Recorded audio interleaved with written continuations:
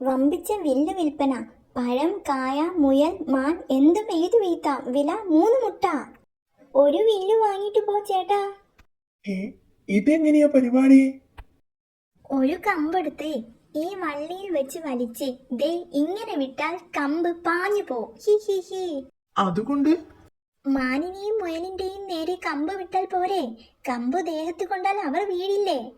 കൊണ്ടാലല്ലേ വീഴൂ. ഛേ, നമ്മൾ പോസിറ്റീവായി ചിന്തിക്കണ്ടേ ചേട്ടാ? വില്ല് വാങ്ങുന്നോ? വേണ്ട വേണ്ട, അതിലും നല്ലത് ചാടി പിടിക്കുന്നതാ. വില്ല് വേണോ? വില്ല് വേണ്ട വേണ്ട, കല്ലെറിഞ്ഞ് വീഴ്ത്തിക്കോളാം. എന്നാ പിന്നെ നമുക്ക് കല്ല് വിറ്റാലോ സൂത്ര? ഓ, ഇങ്ങനെ പോയ കച്ചവടം പൂട്ടും. വില്ല് ബിസിനസ് ചെയ്ത് വിശപ്പ് മാറ്റാൻ പറ്റുമെന്ന് തോന്നുന്നില്ല. വിശപ്പ് മാറ്റാൻ വില്ല് വെച്ച് മൊയലിനെ പിടിച്ചാ പോരെ? താൻ എല്ലാവരോടും പറയുന്നതല്ലേ? ഓ, സാധനം വിൽക്കാൻ വേണ്ടി നമ്മൾ അങ്ങനെ പലതും പറയും. ഇത് വെച്ച് മുയലിനെ പിടിക്കാനേ ഉന്നം വേണം, ഉന്നം. താൻ പോയി വില്ല് വാങ്ങാൻ വല്ലവനെയും കിട്ടുമോ എന്ന് നോക്ക്.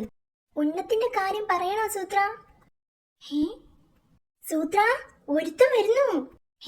വില്ല് വാങ്ങുമോ? ഇല്ല, മിക്കവാറും നമ്മൾ തല്ല് വാങ്ങും.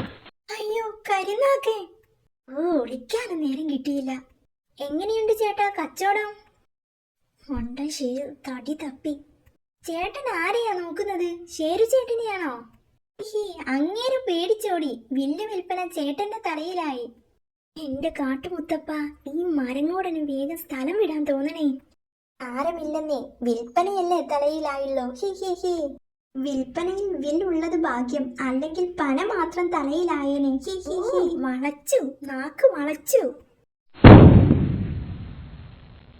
അയ്യോ, ഇവിടെ പന നിൽപ്പുണ്ടായിരുന്നോ?